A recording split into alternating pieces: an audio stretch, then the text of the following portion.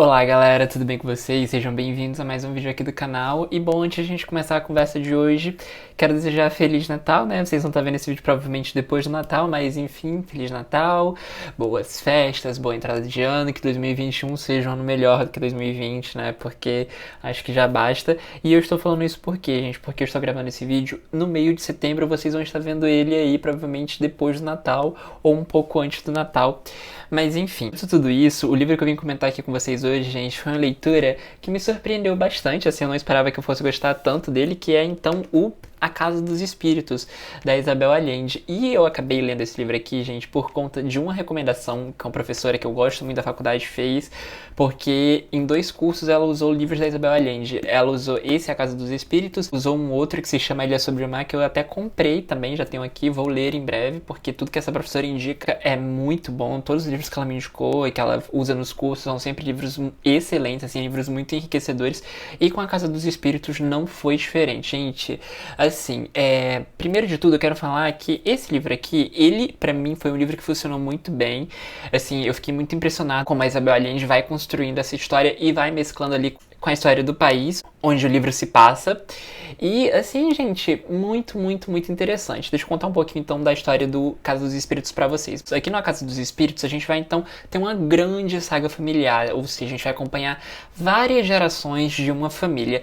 E é o seguinte, a gente inicia a Casa dos Espíritos então acompanhando a história da Clara, que é uma garota que mora numa família muito tradicional desse país onde essa história se passa, porque uma coisa importante, gente, que eu quero lembrar aqui pra vocês, é de que o país onde se passa a Casa dos Espíritos é um país indefinido da América Latina. Mas com os acontecimentos no livro, a gente então vai pressupor aqui que a autora está falando do Chile, mas não necessariamente só do Chile, porque o que a gente vai ter aqui é um grande retrato e uma grande mistura de vários países da América Latina, né? O que aconteceu em vários países da América Latina, mas em especial, se você souber um pouquinho da história do Chile no século XX, você vai relacionar algumas coisas. Mas bom, a gente vai começar então acompanhando a história da Clara, que é essa garota de uma família tradicional ali desse país.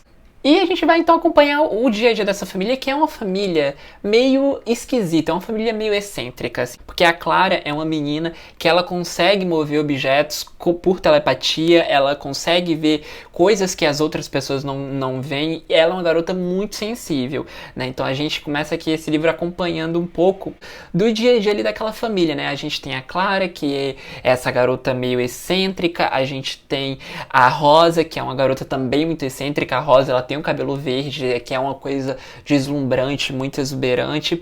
Essa família é gigantesca, tem os pais da Clara têm vários filhos, ou seja, tem muita gente nessa família. Eles moram num casarão, assim, suntuoso. O pai da Clara é um político ali influente e a mãe da Clara é uma sufragista. Então a mãe da Clara tá sempre se envolvendo ali com a luta pelos direitos femininos, né, pelo direito ao voto feminino. E a gente então vai acompanhar um pouco dessa família. E à medida em que as páginas vão se passando, a gente então vai acompanhar o que foi acontecendo com essa família. E o livro começa a dar uma guinada bem inclinada quando aparece um personagem chamado Esteban Treba. O Esteban Treba é um garoto ali que ele era de uma família quiçá rica, assim, mas que passou por um processo de decadência e eles acabaram ficando pobres. E certo dia o Esteban Treba vê a Rosa num restaurante, padaria, enfim, numa loja de comida, e ele fica completamente fascinado e ele põe como meta de vida que ele vai se casar com a Rosa e de que é isso e, enfim, ele dá um jeito de ir pra Minas pra garimpar, né, pra achar, enfim, pedras preciosas, pra então poder se apresentar à família ali da Rosa e da Clara, sendo que acontece o seguinte, gente. A Rosa acaba morrendo, e isso não é um spoiler, isso é o começo do livro, gente, sério, vocês não fazem ideia do tanto de coisa que acontece aqui nesse livro. Esse livro aqui, ele tem 450 páginas, mas aparenta que são 800 de tanta coisa que acontece. Mas enfim, ele acaba voltando pra capital e acaba descobrindo que o grande amor da sua vida está morta. E, dado essa decepção, o Esteban ele fica muito abatido, ele fica muito triste, mas ele põe como meta de vida reavivar a fazenda no qual a família dele era dona. Então ele vai pra essa fazenda que se chama Las Três Marias, e lá ele decide assim: eu vou ser um homem rico, eu vou ser um homem poderoso, eu vou ser um homem influente, e começa a fazer algumas mudanças ali naquele local. E à medida em que o Esteban Treba vai para Las Três Marias e ele vai tentando fazer o nome dele, a Clara, que é essa moça, ela vai crescendo também, e certo dia ela tem uma visão de que ela vai se casar com Esteban Treba, de que Esteban Treba vai voltar pra pedir a mão dela. E assim, gente, a partir daí a história começa a se desenrolar, então a gente vai começar a ver como era o relacionamento do Esteban Treba com os funcionários dessa fazenda, em que ele vai então reativar, de que ele vai então reconstruir para se tornar um grande fazendeiro, se tornar uma pessoa muito rica e influente. E a gente vai acompanhar o casamento dele com a Clara, e a partir daí a gente vai acompanhar, enfim, o que se sucedeu com a família do Esteban Treba e da Clara. A gente vai acompanhar então a jornada da filha deles, que é a Blanca, e depois a gente vai acompanhar então a história da Alba, que é a neta do Esteban Treba e da Clara, e filha da Blanca. E assim, gente, olha, esse livro aqui, como eu falei pra vocês, é um livro que tem 440 páginas, mas acontece tanta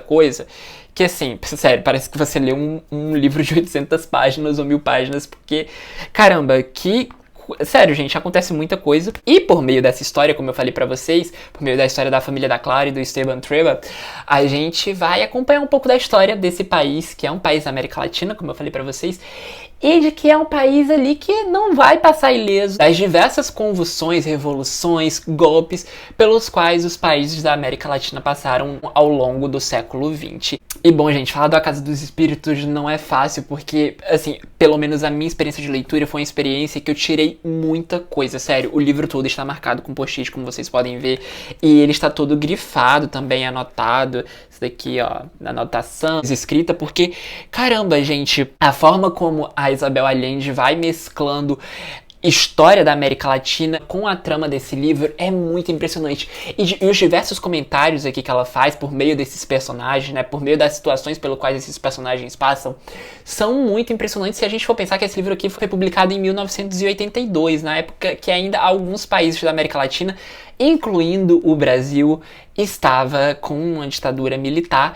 Então assim, gente, caramba, sério, esse livro aqui é um grande monumento à história da América Latina no geral, à história do que aconteceu na América Latina, porque várias situações, como eu falei pra vocês aqui, se você tiver um olho atento, você vai relacionar com coisas que aconteceram realmente no Chile, coisas que aconteceram ao redor da América Latina no geral, até mesmo no Brasil, né? Os discursos dos personagens, assim, eu acho que o discurso do Esteban Treba é um discurso que continua muito atual até hoje, no sentido político da coisa, porque a gente vê pessoas falando que nem o Esteban Treba, e eu acho isso meio assustador, gente. E assim, o livro tem toda essa questão dessa história com H maiúsculo, da questão política, da questão social, né, e da questão do que estava acontecendo no mundo no geral. Então assim, esse livro é muito rico nesse aspecto de realmente você conseguir compreender um pouco da história da América Latina. E, sério, gente, são poucos autores que conseguem relacionar história, com H maiúsculo, história real, com ficção. E a Isabel Allende, o que ela faz aqui nesse livro, não à toa que ele já é considerado um grande clássico,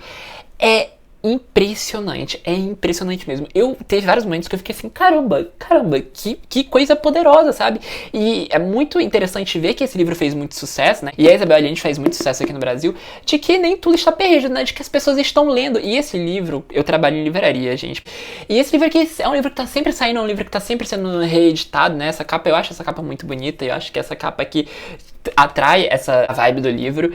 E assim, pra mim foi uma leitura, sério, que me engrandeceu muito, sabe? Eu juro pra vocês que se um dia eu for ser professor de história, né, eu vou utilizar esse livro aqui nas minhas aulas com certeza, porque ele abre pra muito debate, ele abre pra muita questão, e ele abre pra gente pensar o agora, pra gente pensar o que a gente está vivendo.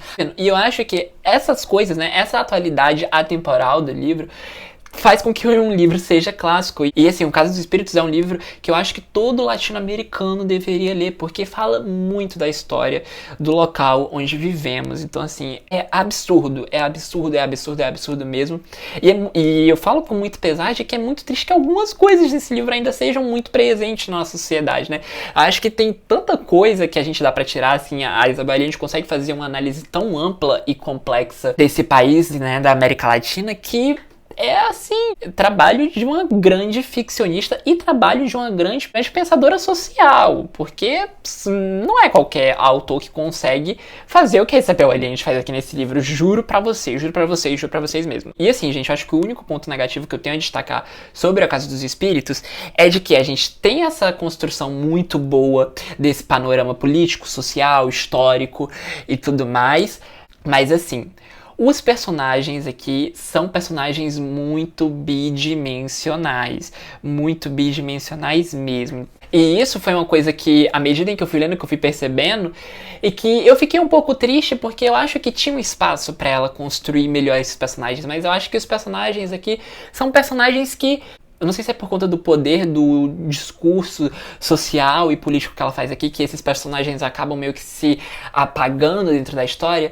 Mas assim, eu acho que tinha um espaço pra ela conseguir desenvolver melhor esses personagens, sabe? Porque é um livro muito grandioso nesses aspectos que eu mencionei pra vocês, mas de que os personagens são muito apagados. A própria Clara, que é, assim, uma das protagonistas do livro, é apagadíssima, sabe? E assim, talvez, agora me viu isso, pensando enquanto eu estou falando aqui com vocês, talvez isso tenha a ver com essa questão da Casa dos Espíritos, né? Desses personagens serem quase fantasmas e irem se transformando em fantasmas ao longo do tempo e ao longo que as coisas vão acontecendo. Mas enfim, eu não vou me adentrar muito nesse assunto, porque eu quero muito que vocês leiam o livro e vocês vão entender também por que tem essa coisa da Casa dos Espíritos, né? O que é que torna esse título um título muito ligado a esse livro. E agora, como eu falei pra vocês, pensando aqui, pensei, poxa, também pode ser que tenha a ver com os personagens, né? Não vou saber, teria que perguntar pra Isabel Allende. Mas enfim, gente, eu acho que esse foi o único problema que eu achei aqui nesse livro, que não torna esse livro, tipo assim, que livro perfeito. É essa coisa dessa bidimensionalidade dos personagens. E agora, só pra finalizar essa conversa, quero levantar um outro ponto importante que eu gostei muito desse livro, é de que geralmente quando a gente vai ver narrativas assim sobre a América Latina, né, sobre esse período muito turbulento e ao mesmo tempo muito revolucionário da América Latina no século XX, é de que livros que tratam essa questão, né, do século XX na América Latina, eles costumam ter uma coisa muito idealizada do que estava acontecendo na América Latina e costumam cair muito pro lado maniqueísta de tipo assim, tudo o que aconteceu na América Latina foi culpa dos Estados Unidos. Gente, eu quero falar aqui pra vocês que eu não estou dizendo que os Estados Unidos não têm culpa nos processos que aconteceram na América Latina no século XX. Não. Os Estados Unidos têm um papel importantíssimo nas ditaduras, nos golpes que aconteceram na América Latina do século XX. Mas a gente não pode cair, como eu falei pra vocês, nesse maniqueísmo de achar que tudo é culpa dos Estados Unidos. E o que a Isabel Allende aqui faz nesse livro é de que ela mostra de que tem muito interesse interno dentro da população do próprio país que favoreceu a esse tipo de coisa, tá? Obviamente tinha um interesse maior dos Estados Unidos e do imperialismo americano, mas de que não foi apenas isso. E isso foi uma coisa que essa minha professora que indica esse livro aqui, né, e que usa várias obras literárias na aula dela, falou no primeiro semestre pra mim, quando a gente tava fazendo matéria, quando eu fiz uma matéria com ela de América Contemporânea, é de que você não pode simplesmente colocar a culpa de tudo que aconteceu nos Estados Unidos. Isso é reduzir os processos internos de cada país, sabe? Eu acho que no caso do A Casa dos Espíritos a gente vê muito bem isso, de que tinha muita coisa acontecendo ali dentro daquela sociedade para que acontecesse o golpe que acontece aqui dentro do livro, assim como aconteceu no Brasil, que a gente tinha, enfim, vários processos acontecendo desde o final da Era Vargas, que estava querendo ali tomar o poder, né, os militares e tudo mais, e de que teve esse apoio dos Estados Unidos para conseguir, mas de que a gente não pode reduzir simplesmente a um maniqueísmo. E eu admirei muito o trabalho que a Isabel Allende faz aqui, porque ela não cai nesse maniqueísmo de a gente tem um vilão. Na verdade, ela mostra então ali como se dava um golpe num país latino-americano na metade do século XX. Enfim, era isso que eu queria falar porque eu acho um ponto muito importante. E quando eu vi essa construção, eu achei assim, caramba, sabe? A gente vê que ela realmente se dedicou e pesquisou pra fazer o livro. E eu vou repetir aqui mais uma vez para vocês não acharem que eu estou falando que os Estados Unidos não têm culpa. Os Estados Unidos têm muita culpa. Mas não vamos cair num maniqueísmo histórico que não faz bem para a memória de nenhum país. Não à toa que a gente já tem hoje, enfim, essas coisas tenebrosas no Brasil de ditadura, de pessoal pedindo para voltar à ditadura, de isso e de aquilo. Enfim, tem muita coisa envolvida e eu recomendo, caso você não conheça ou saiba muito pouco ou acredite nesse maniqueísmo, procura um pouco da história dos golpes na América Latina no século XX. Você vai ver que os Estados Unidos é muito culpado, eles foram muito sacanas, muito filhos da puta mesmo, sabe? O imperialismo americano fudeu a América Latina no século XX, isso não há dúvidas, mas procure entender os processos, porque se a gente não conseguir compreender os processos internos do que leva a um golpe de Estado, a gente pode cair numa outra armadilha, tá? E aqui no Brasil, principalmente, gente, por favor, vamos estudar um pouquinho de história. É isso que eu peço, é muito importante a gente saber disso. Muito importante mesmo. E muito importante a gente não ter um olhar maniqueísta quando a gente for pensar a história. Não tenho. Quando eu entrei na faculdade, eu tinha muito esse olhar maniqueísta de que tudo era culpa de um grande vilão. Mas as coisas não são assim, gente. As coisas não são assim mesmo. Mas enfim, dito esse desabafo longo, acho que esse vídeo está sendo bem grande mesmo. Só quero indicar aqui pra vocês esse livro fantástico, um livro importantíssimo na leitura, um livro que vale muito a leitura, é uma obra importantíssima, não só para nós brasileiros, nós latino-americanos, mas uma obra monumental para o mundo inteiro, para o mundo compreender o que é que estava se passando por meio aqui dessa ficção, né, por meio dessa alegoria. E assim, gente, olha, que baita leitura mesmo, tô muito feliz de ter lido esse livro, sabe? É um livro que realmente me pegou, eu me vi muito preso dentro dessa história, me vi refletindo muito sobre muitas coisas, e assim, provavelmente vai ser um livro que eu, ao longo da vida, vá me encontrar de novo com ele, porque assim, a história aqui desse livro nos faz lembrar da nossa história, né, da nossa história real, e assim, é muito importante a gente construir uma memória e pensar e refletir e estar sempre debatendo isso, porque quando a gente não debate um tema, quando a gente não debate um assunto de extrema importância para a memória nacional, a gente pode pender pro mesmo erro do passado. Mas enfim, gente, olha, fica aqui a dica dessa leitura, sério, infelizmente não tem e-book dele, então vou deixar o link da Amazon para vocês darem uma lida na sinopse, caso vocês não conheçam, mas digo de passagem que acho que todo mundo deveria ter esse livro em casa e todo mundo deveria ler e compreender, mesmo que você não goste, mesmo que você não se interesse pelo assunto, eu acho muito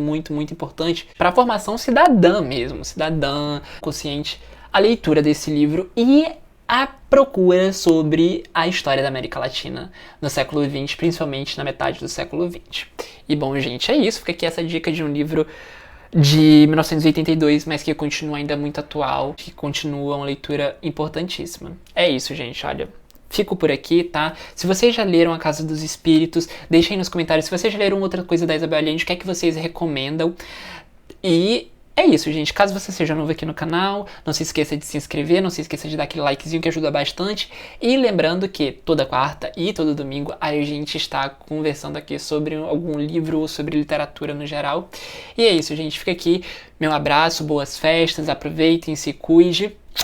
Um beijo e até o próximo vídeo.